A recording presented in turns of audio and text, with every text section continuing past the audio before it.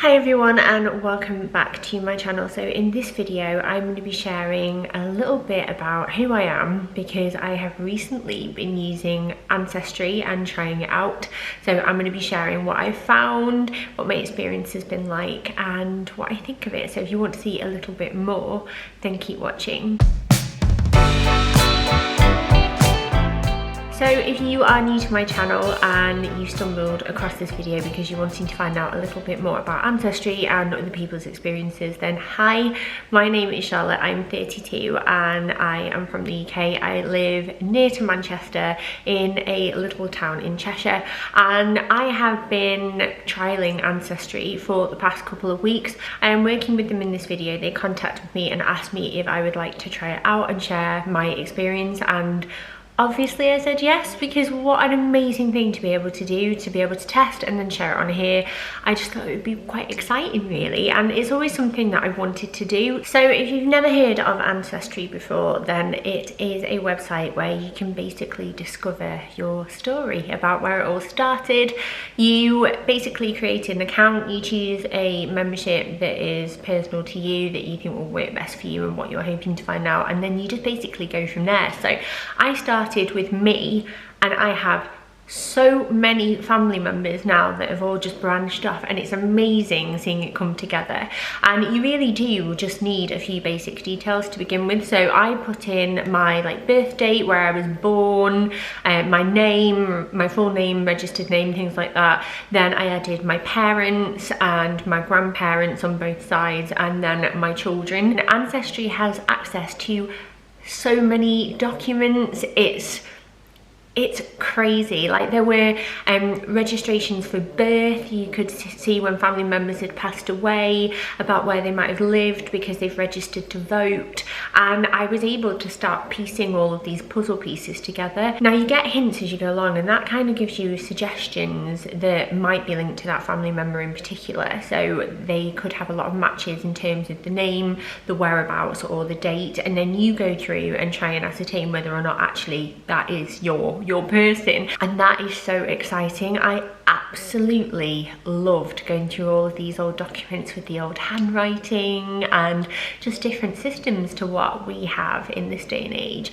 Now, as I mentioned, both sets of grandparents were able to help me with this, and I felt like they were, at least in my family, the ones with the most knowledge about where we come from. And I've already learned a lot from them over the years, but I feel like I've learned more about who they are and where they've come from as well. So on my mum's side, I have Von, Veronica, and Tony. He's Anthony. And then on my dad's side, I have Noreen and Graham, although Graham is actually called Colin, which is something that I didn't know, but he goes by his middle name because he prefers it, and that's like, he's my granddad. How did I not know that?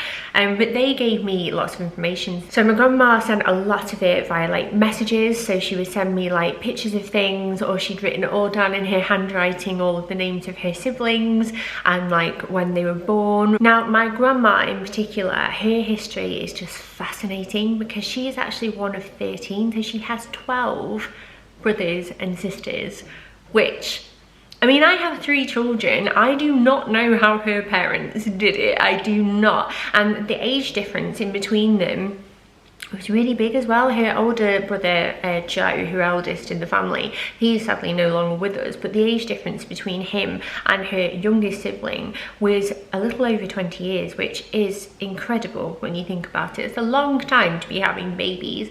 Now, my grandma in particular really wanted to know if we could try and find out about 2 of her siblings that sadly passed away as infants, and that is still something that I'm working on at the moment. I did find records for their births and their deaths, and we're trying to see if we can find any more information because my parents are no longer with us, and sadly she's lost some of her brothers and sisters along the way as well. But it was just amazing to see, you know, the lives that people lived and the kind of jobs that they did back then, and how things have changed so much. I couldn't fathom having that many brothers and sisters, and these days if people do have that many children, it's the sort of stuff that you see in the news, whereas back then that was normal. And they obviously had to live very close to like the breadline. They worked and then they fed and provided for their children. They didn't have a lot, but they did have each other. And there were a few funny instances where I was searching through things, and my grandma has a sister called Eileen. And I remember coming across this bit of information. I was like, oh, that's a bit exciting. I'm gonna message her. So I was messaging grandma like, grandma, did Eileen ever emigrate to Canada on a ship? Did she? Did she? Because I got all of these details and they all match up. And then grandma's response was like, oh no, I don't think she's ever travelled anywhere in her life actually. And it was just funny because there were instances where also like with my Gramps' father and then my Gramps' great grandfather, I would be like, oh my gosh, are they Scottish? Because there's loads of dates that match up here. And then she was like, no, they're not Scottish. And it was just funny seeing all of these bits of information. You do have to do some of the hard work and you do feel a little bit like a detective, but it was just fascinating to me. And I remember messaging my grandma and saying like, oh, you know, found this, and I'd send her like little screenshots and send her what I found so far. And she would be like, oh, you know, that's really interesting if you found out anything else. And I'd given them my login details so they could have a look as well if they wanted to, because this is mainly their family history. As much as it's mine, these aren't just people that that exist in my grandma's world or in my grandma's handwriting like they are to me. Like, they are people that she knew and loved, and I just found it so interesting, and I wanted to give that gift back to them because, I mean, what a thing to be able to do, to be able to look back and do that with your granddaughter. I had so much fun talking to her about it. And the same goes for my granddad as well, because I know that my granddad in the past has worked really hard to try and find out where his family originated from. My granddad has really, really dark colouring, and me and my dad in particular, we tan really well when we're in the sun. And there's always been like wonders like where are we from? We'd love to know, because you do kind of look at your colouring and, you know, your facial features and try and sort of work out, have we always been here or have we come from somewhere else? So that is my next quest. As I mentioned, I've been doing this for 2 weeks and I already feel like I'm down like a wormhole. Like, I don't want to get out of though. And I think that at the moment, especially when things are different and we are inside a little bit more, it's given me a distraction. It's given me something that's really nice to think about, something that's really interesting to look into. And while my family are a relatively still young family, we still have lots of family members amongst us, and there aren't too many skeletons in the closet or too many exciting tales to tell, the main thing that I've got from it is the fact that I've been able to do this with them, and I feel closer to them. And I remember saying to my grandma, it's made me feel a little bit emotional, to be honest, like going through this. And she was like, oh, why? And I was like, oh, because these are all people that matter to you and they were important to you, or they still are. And that's a part of you that I didn't know. And, you know, I'm starting to think of my grandparents as like kids and people. And I think that that is something that we're guilty of when we are like children, or we still have like relatives above us. We always think about them in a completely different way than we would do, say, our friends or people that we meet out on the street. You just kind of look up to them with respect, and you look up to them and you can't imagine them being just like you. And you can't imagine what that must have been like. I'm still in those early stages of trying to work out who we are and where we are from. I have spent hours going through documents and piecing things together.